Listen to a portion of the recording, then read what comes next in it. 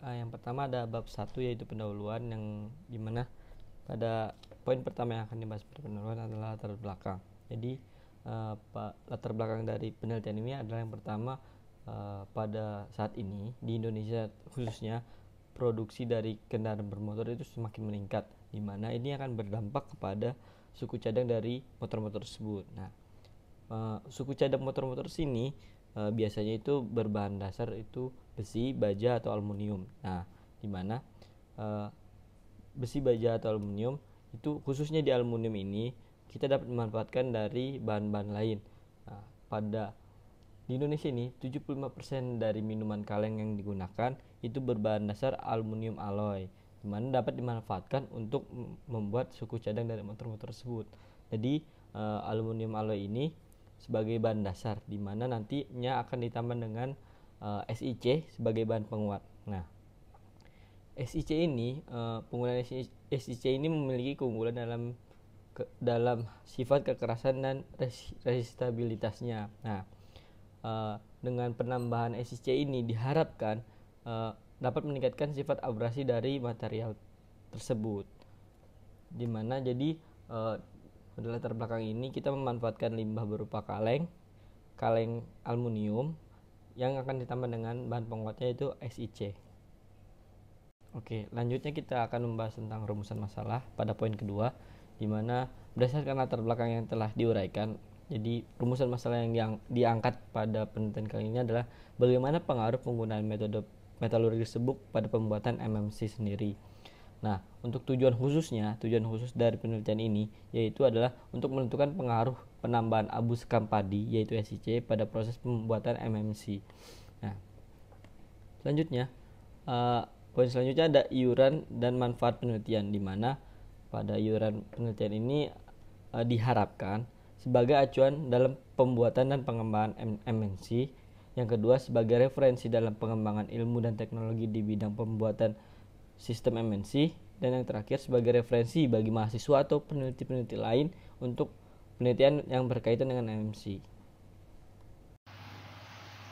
Assalamualaikum warahmatullahi wabarakatuh. Nama saya Fajir Revani Hadi. NPM saya 334160050. Saya akan menjelaskan tinjauan pustaka dari proposal ini atau penelitian ini. Yang pertama, kita menilik dari penggunaan kaleng minuman yang ada di Indonesia. Nah, pada zaman sekarang ini sudah banyak ya penggunaan produk-produk dengan kemasan kaleng, seperti misalnya makanan minuman kaleng. Kemudian juga ada di bidang otomotif itu ada oli itu bungkusnya pakai kaleng, tapi sekarang juga ada yang plastik, tapi dulu itu banyak yang pakai kaleng sampai sekarang juga. Kemudian penggunaan kaleng sebagai bungkus atau kemasan produk minuman terutama, itu menimbulkan beberapa masalah. Yang pertama, penggunaan kaleng sebagai kemasan minuman ini mengakibatkan banyaknya limbah kaleng yang ada di Indonesia. Nah, yang kedua adalah mengingat banyaknya limbah kaleng tersebut tentulah sangat disayangkan. Yang pertama, kaleng tersebut terbuat dari aluminium. Nah, aluminium tersebut merupakan logam yang sangat berharga karena memiliki sifat atau keunggulannya sendiri. Misalnya adalah yang paling populer ketahanannya terhadap korosi. Nah, kemudian mengingat banyaknya penggunaan produk kaleng ini, kemasan kaleng ini sangat disayangkan karena 36% dari produksi kaleng di Indonesia, 36% materialnya itu masih diimpor dari luar negeri. Nah, itu sangat disayangkan mengingat banyaknya limbah kaleng minuman yang ada di Indonesia. Kemudian pada penelitian ini kita akan membuat suatu material komposit yang berbahan dasar dari aluminium yang berasal dari minuman kaleng. Nah, komposit itu merupakan material yang terbentuk atas gabungan dua material yang memiliki sifat dua atau lebih material yang memiliki sifat dan karakteristik dari material pembentuknya. Nah, komposit ini tersusun atas dua unsur utama. Yang pertama adalah penguat atau reinforcement, kemudian adalah unsur matriks. Nah, pada percobaan ini atau penelitian ini yang berupa reinforcement merupakan SiC atau silikon karbida yang diperoleh dari reaksi pembakaran antara abu sekam padi dengan arang, yaitu SiO2 direaksikan dengan karbon. Kemudian matriksnya adalah aluminium dari kaleng bekas. Terima kasih dari saya. Berikutnya akan saya serahkan ke rekan saya. Terima kasih untuk rekan saya Fajri. Nah, saya akan melanjutkan. Jadi, komposit itu terbagi menjadi 4. Pertama, metal matrik komposit, keramik matrik komposit, polimer matrik komposit, dan karbon matrik komposit. Dan kita di sini akan menjelaskan lebih rinci tentang metal matrik komposit.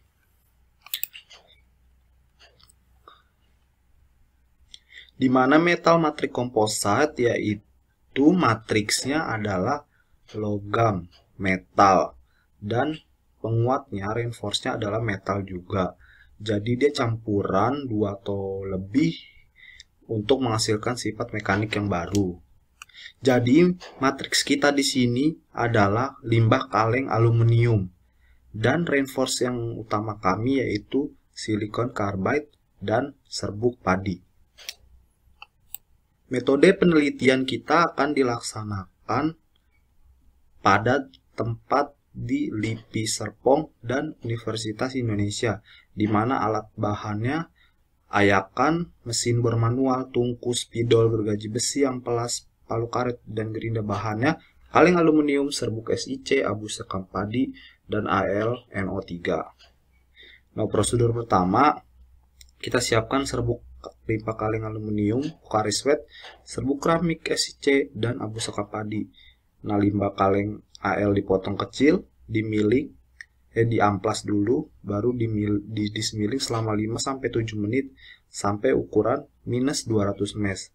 Baru selanjutnya abu sekam padi. Abu sekam padi dibakar pada suhu 900 derajat Celcius dengan waktu tahan 2 jam. Nah, kemudian serbuk itu diayak sampai minus 200 mes. Baru dilakukan proses elektrolis coating dengan keramik SiC dicampur dengan abu sekam padi dengan komposisi 60:40 serta ditambahkan 5% larutan berat AlNO3. Nah, dia pencampuran ini dilakukan dalam media larutan etanol atau 200% volume dengan menggunakan stirrer magnetik. Nah, campuran elektrolis coating ini dikeringkan dalam tungku dengan kenaikan suhu 200 derajat Celcius selama 2 jam dan 400 derajat Celcius selama 2 jam.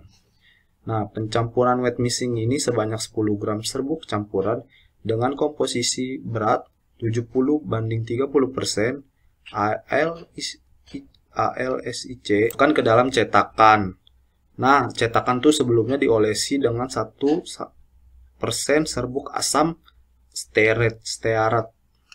Setelah itu dilakukan pencetakan dengan tekanan 500 megapascal atau 50 kg per cm dengan kenaikan tekanan setiap 10 kg per cm tiap menit dengan waktu tahan 10 menit.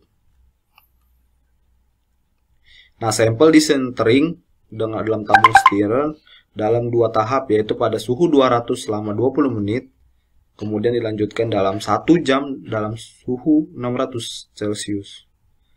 Nah, tiap menit itu di waktu tahannya selama 10 menit. Selanjutnya kita melakukan karakterisasi pengujian, yaitu dilakukan pengujian porositas dan pengujian SEM. Pengamatan baru dilakukan kesimpulan. Terima kasih. Selanjutnya akan dijelaskan teman saya untuk biaya pelaksanaan.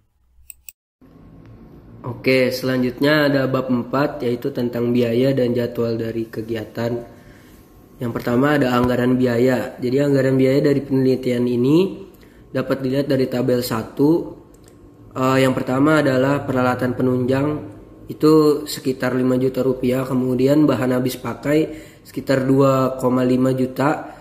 Kemudian perjalanan 1 juta rupiah dan lain-lain untuk keperluan tidak terduga sebesar 4 juta rupiah. Sehingga totalnya menjadi 12,5 juta rupiah. Kemudian yang kedua ada jadwal kegiatan dari penelitian yang akan dilaksanakan. Dapat dilihat juga dalam tabel. Jadi kegiatan pertama ada observasi yang akan dilakukan pada bulan 1 sampai bulan kedua. Kemudian pengumpulan literatur dari bulan pertama sampai bulan kedua juga. Kemudian penyusunan proposal itu dari bulan 1 sampai bulan ketiga. Kemudian ada penyiapan alat dan bahan dari bulan 1 sampai bulan 3. Kemudian ada pengumpulan data dari bulan 1 sampai bulan 3 juga. Kemudian ada analisa itu dari bulan kedua sampai bulan ketiga, dan terakhir ada pengerjaan laporan akhir itu dari bulan kedua sampai bulan keempat. Oke.